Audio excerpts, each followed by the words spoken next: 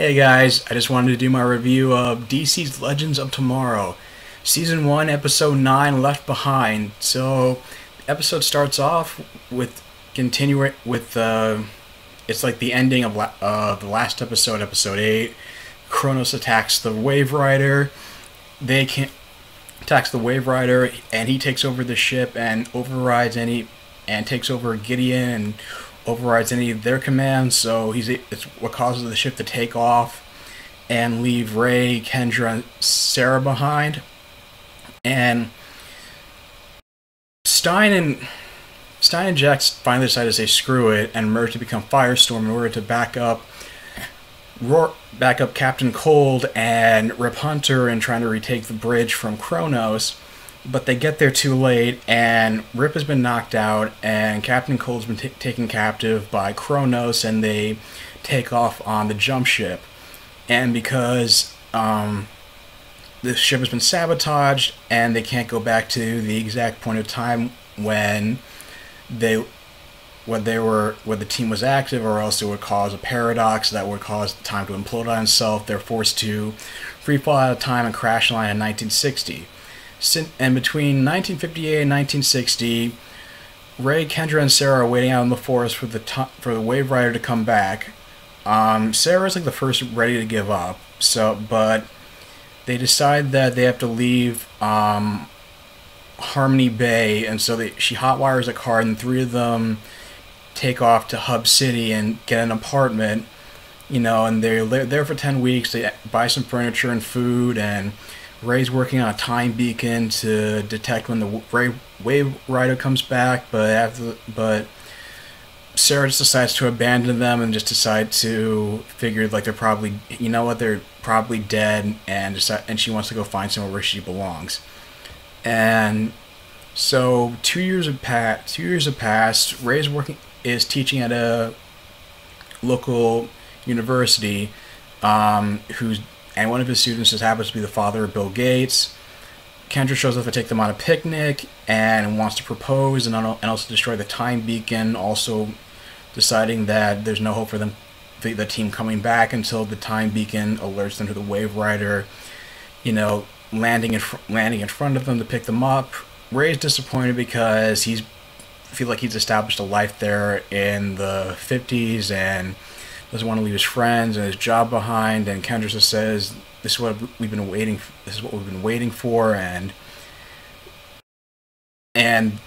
when Ray and Kendra are having a conversation about moving forward with their lives and not moving backwards, it gives Kendra a eureka moment and makes her realize that Sarah must have gone back to the League of Assassins.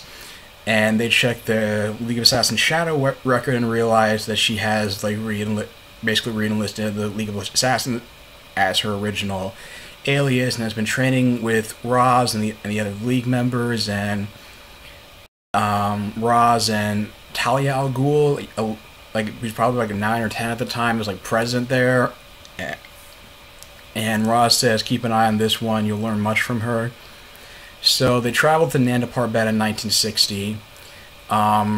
Rip tries to sneak in and go into Sarah's quarters, but instead she alerts the League to the group's presence and locks them in a dungeon to be executed by Ra's al Ghul.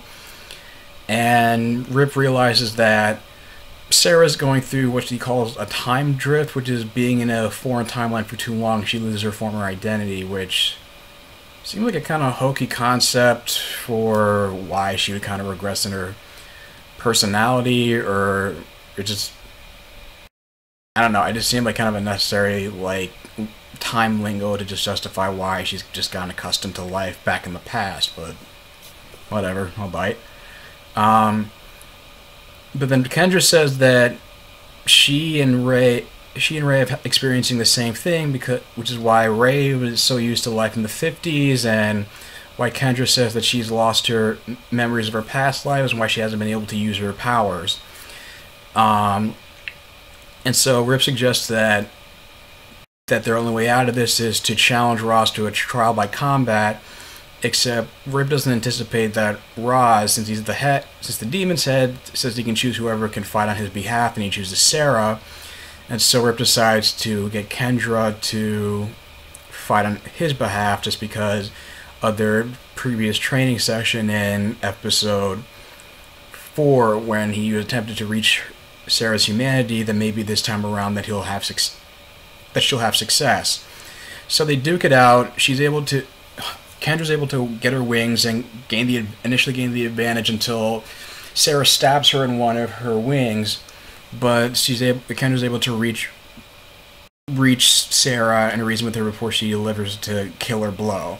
Now during all this, while on the jump ship, Captain Cold has been handcuffed and captive, and Kronos, it turns out, reveals himself to be McRory. And so it turns out Captain Cold had knocked out Rory at the end of episode 7, and at the time, and even though Cold said he was going to come back for him, it turns out that the Time Masters reached him first, took him to the Vanishing Point, and trained him to be a bounty hunter.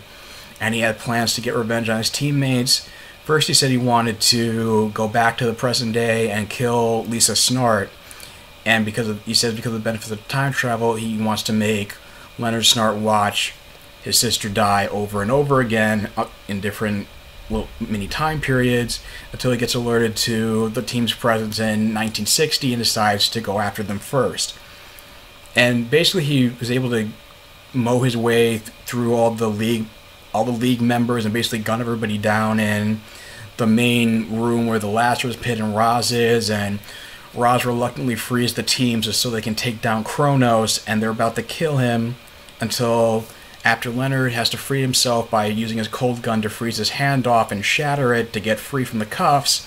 He comes in just in time and tells them not to kill them, and Firestorm removes the mask, and they also find out it's McRory as well. Sarah knocks him out, and Leonard thinks that he's basically a lost cause, and obviously still bitter over the betrayal and how he's willing to go this far to hurt the team. But Rip and Sarah feels like they can reform him, especially since what happened with Sarah is a testament to that. But not before Roz seems to be content with. He seems to be nonchalant about the fact that Rip and Sarah from the future, and he agrees to release her from the League, and that because her inner conflict doesn't fit with makes her unsuited to be there. She also tells Roz to make sure that Nyssa Al Ghul finds her on Lian Yu in 2000. I think it's about 2008, 2009-ish. Just to make sure she doesn't, die on the island. And Rip reluctantly decides that they need to take their battle to Savage in the year 2147. And and the team questions the team questions why they withheld the information that he knew that he was there. He said that it was too risky to travel there until now. And I guess based on what's happens in the next episode is Vandal Savage is on the brink of consolidating his power, and that's why he didn't want to travel there, and so it's the reason.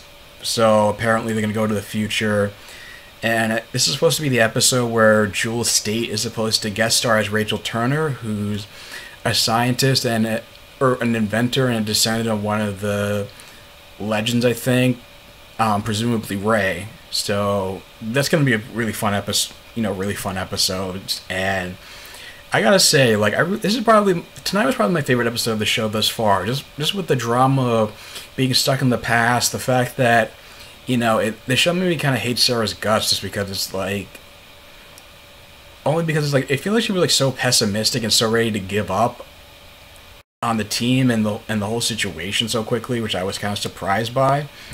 And it kind of makes for.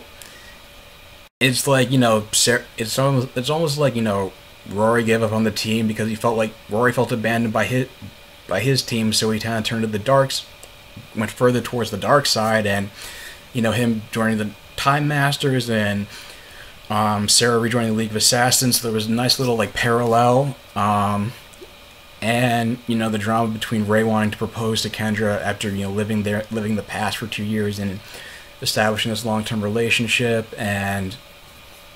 but ironically he decides not to propose even by the end of the episode, and I guess there's going to be some more conflict and between Leonard Snart and McRory, knowing that he went so far off the rails to become an enemy of the team, and to see where that relationship goes. So overall, I mean, it's because of the like I said, the whole but also it kind of makes you wonder if he was Kronos the whole time. It's like he kept attacking the ship, presumably trying to kill them, and he even stranded them in 2146 and 2046, which presumably could have crash landed anywhere and killed them. But time travel, not overthinking the time travel logic of how Kronos' origin story and the whole time drift weird lingo. I'd say I give it a 9 out of 10.